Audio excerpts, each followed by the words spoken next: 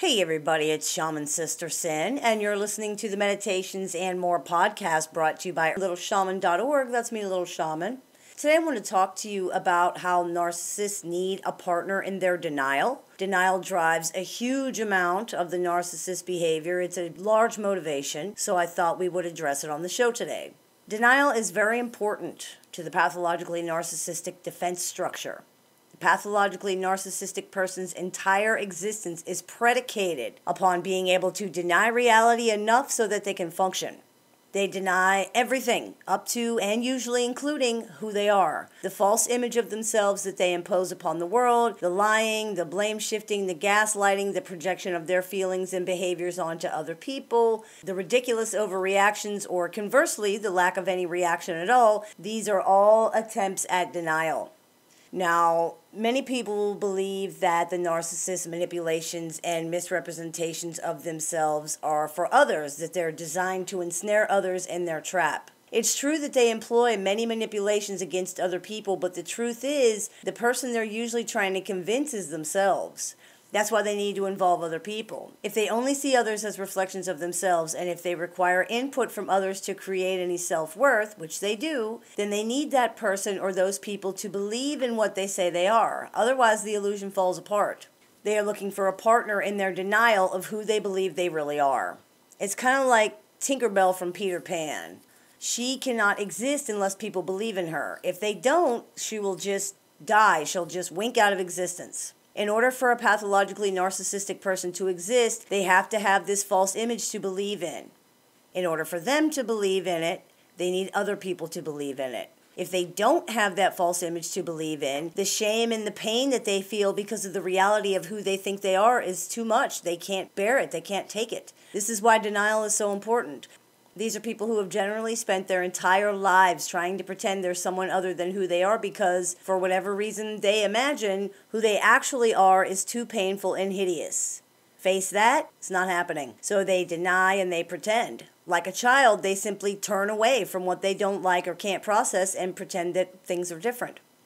Some people believe that the narcissist's self-hatred is deserved. That might be true, but it's important to remember that if they were not afflicted with that pathological shame and self-hatred in the first place, they probably wouldn't have turned out the way that they have. It's just something to think about.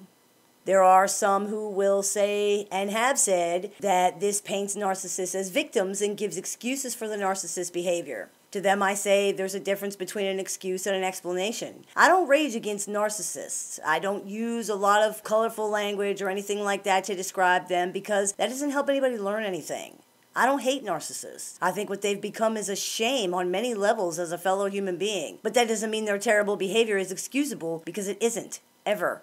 If someone feels that anything said here somehow excuses the behavior of a grown adult who knows the difference between right and wrong, that's their own interpretation of what's being said, because that has not and will not be said on this or any other episode of this show. The fact that someone has had a hard life is not an excuse to abuse other people, and actually, it's appalling how often people just make that leap.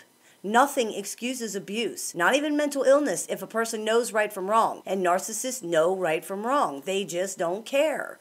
They believe their behavior is justified always. There's no excuse for that. This is why it's impossible to actually have a relationship of any kind with a narcissistic person. You have to be willing to be their partner in denial. You have to be willing to live in an alternate reality where none of the abusive, insensitive, and inconsiderate things they do ever happen. You have to literally erase and edit your reality minute by minute the same way that they do and pretend right along with them. You have to be willing to be the villain so that they can be either the hero or the victim or both. The cause of every mistake, every accident, and every bad thing that ever happens to them so that they can remain perfect and blameless, and you have to be a punching bag with a smile so that they can feel superior and exercise their endless desire to punish other people. If you don't do these things, you are hurting them. You are exposing them. You will most likely be accused of abusing them. Denial is one of the largest components of pathological narcissism. They are wrapped in it, encased in it. It has built up around their damaged self over time the way that the oyster creates a pearl by wrapping an irritating grain of sand. But unlike the pearl, the end result is not beautiful. It's ugly and sad. Denial can permeate every facet of a narcissist's existence, and you could literally say they can't live without it, because pathologically narcissistic people who are stripped of their defensive denial and forced to face their internal reality often decompensate and might even become suicidal. Happens all the time. The only way they can function at all is to find other people to buy into their fictional external reality. This is a damaging, toxic situation, and it's one that usually has no resolution or happy ending unless somebody just gets away from the relationship. We often hear the question of whether someone can help a narcissist. The answer essentially is no. And the reason is that denial has conspired with other issues to make it basically impossible for them to understand that they need help. They don't see many of the problems because they don't want to. It's your fault. It was a bad time. They were drunk. They were having a bad day. They were sad. They were angry. They were tired. That never happened. You're too sensitive. They did nothing wrong. You're making that up. You're just saying that to be hurtful. Stop criticizing. You will encounter nothing but an endless cycle of excuses, rationalizations, and blame designed to make it so that they never even have to hear what you're saying, let alone understand or entertain the idea. It isn't just a matter of listening better either. It's not just a matter of stop acting like that. In order to actually change things, there is an entire infrastructure inside the narcissistic person that would have to be dismantled and rebuilt into something different. An infrastructure that has been there for years and years.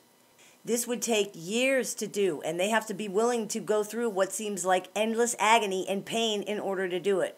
It's just easier for them to deny it. But you don't have to be their partner in that if you don't want to.